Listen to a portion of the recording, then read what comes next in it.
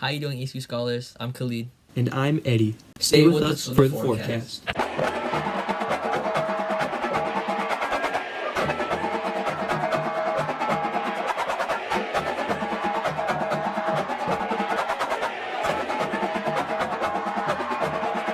As we move forward with online school, teachers have had to adjust their schedules and due dates for assignments. Jack went around and asked students how they have felt about the workload during quarantine. Distance learning. A term nowadays is pretty commonly referenced. Students all around the world are adapting to this new form of education.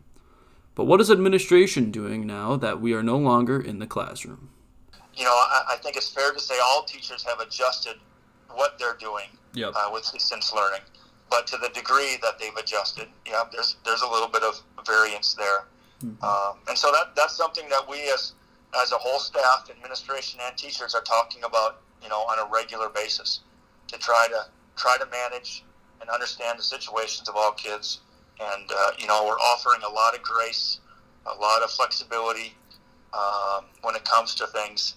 But yeah, it's not perfect by any means. We believe, whenever we find out about a student that's struggling with Wi-Fi, we reach out to them right away and try to get them a hotspot. Our district as a whole has really reached out to every family, every person who's expressed a need to get them a hotspot so that they can have the same opportunity that all the other students are having to do their work online. And so that's something that we feel real good about. We spent a lot of time and energy and money to try to give those kids an equal opportunity to be able to learn. If missing work, anything out of your home life, or you're feeling any struggles at all, feel free to reach out. I think their counselor is a great starting point. I think then the individual teachers, because every teacher is willing to sit down with that student and kind of, okay, let's manage this. Let's start right here with one assignment, make a small list of things to do, and take away all the big list, of all the things that they're missing. And so starting with the counselor, starting with the support people that they have within their schedule, whether it be special ed teachers or coaches, ACE teachers, and then to specific individual teachers, because again, every teacher is willing to be flexible and sit down and manage and help that student given their situation, so it doesn't seem so overwhelming. Reporting from home, this is Jack Singer with EVHS The Forecast.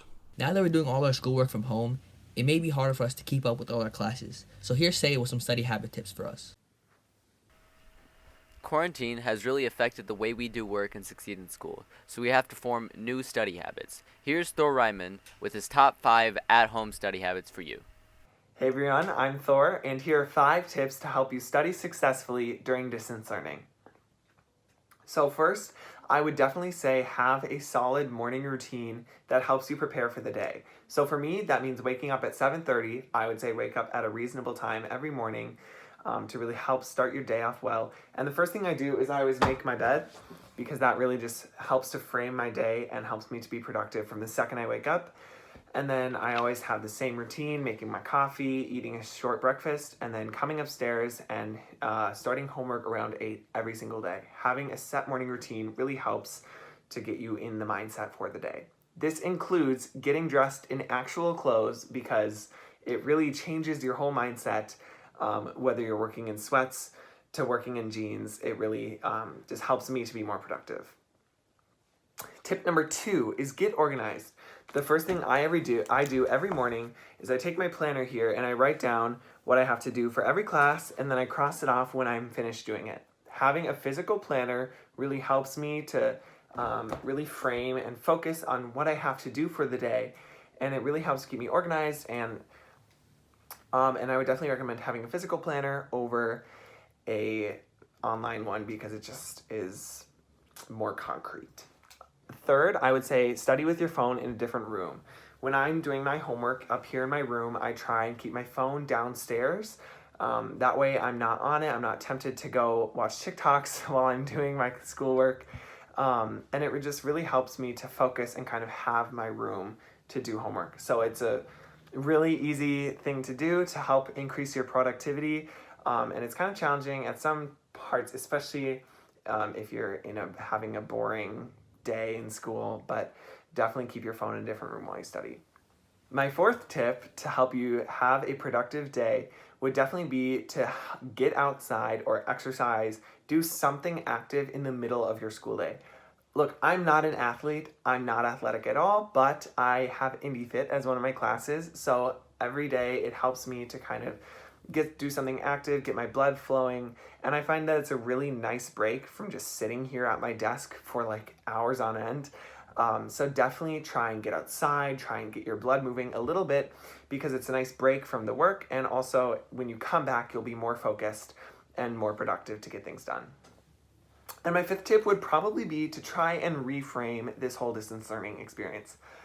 It sucks. I definitely prefer going to school in person, regardless of the fact that I'm having a healthier sleeping schedule here during distance learning.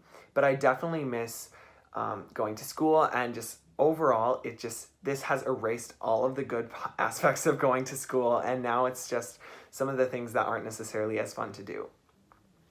But something that helps me get up every morning and feel motivated to do the work is to remember that I still have a great support system. I still have teachers that really care about me. I still have friends that are going through the same thing that I am.